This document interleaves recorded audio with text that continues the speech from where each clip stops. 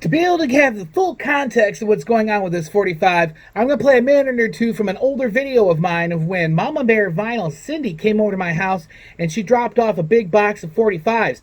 A large chunk of those 45s were white label promos. But they were white label promos that were gotten rid of for a reason, and that's why they found their way here. And I want to do an update on one of them. So go ahead and listen to this, and at this point, we'll do a little flashback.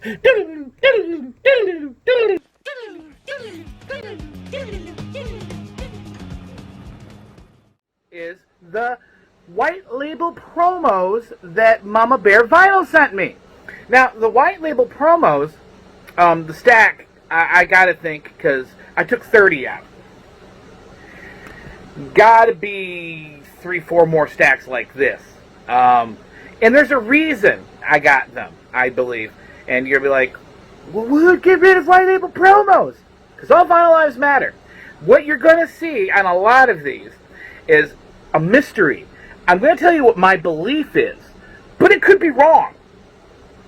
That they had a whole record selection, like a whole catalog of records, but they didn't have like a randomizer like Discogs or something like that to randomly pick the records. And so when they switched over to CDs, they're like, well, how do I pick a random song? Well, we got the jukebox that these are all in or whatever, and they had a randomizer for that. So then they would take the white label promo 45s, and they would put stickers on them with songs that were on a CD that are completely not related whatsoever. And those stickers, a lot of times, went onto the playing service because these weren't being played because they couldn't be. Well, let me show you an example.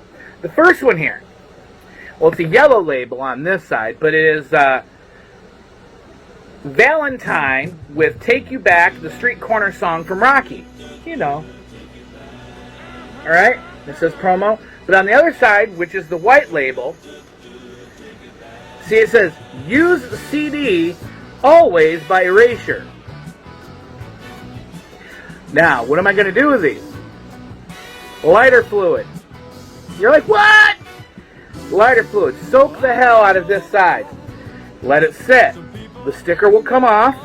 The goop will come off. And then when the paper dries, it'll totally evaporate and there won't be anything left behind. It is a secret. Best way to get rid of stickers. Could you use Goo Gone?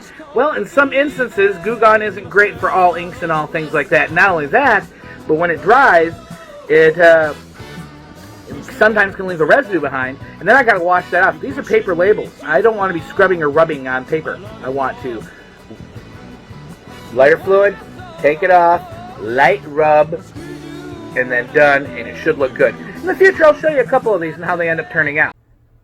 Alright, for those that watched that back in the day, now that I've got my sleeves, I recreated this 45 sleeve for it. It actually didn't have a 45 sleeve. This is the only record that Valentine put out. I did that, and then I added the name of the song, Take You Back, street corner song from Rocky. And then the stickers, I'm still waiting on it to dry, but I did have lighter fluid on there, soaked it.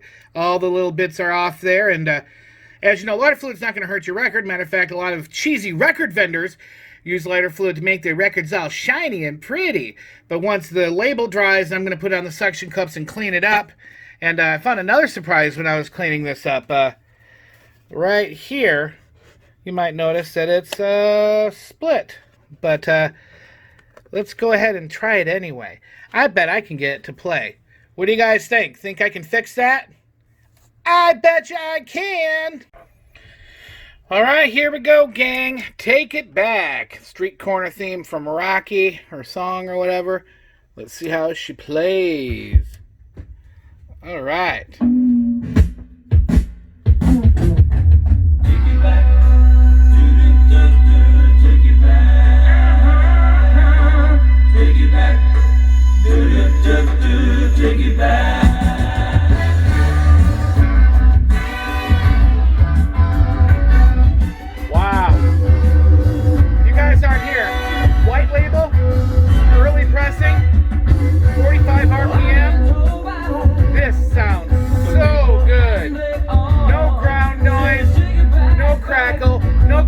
Click every time it goes by.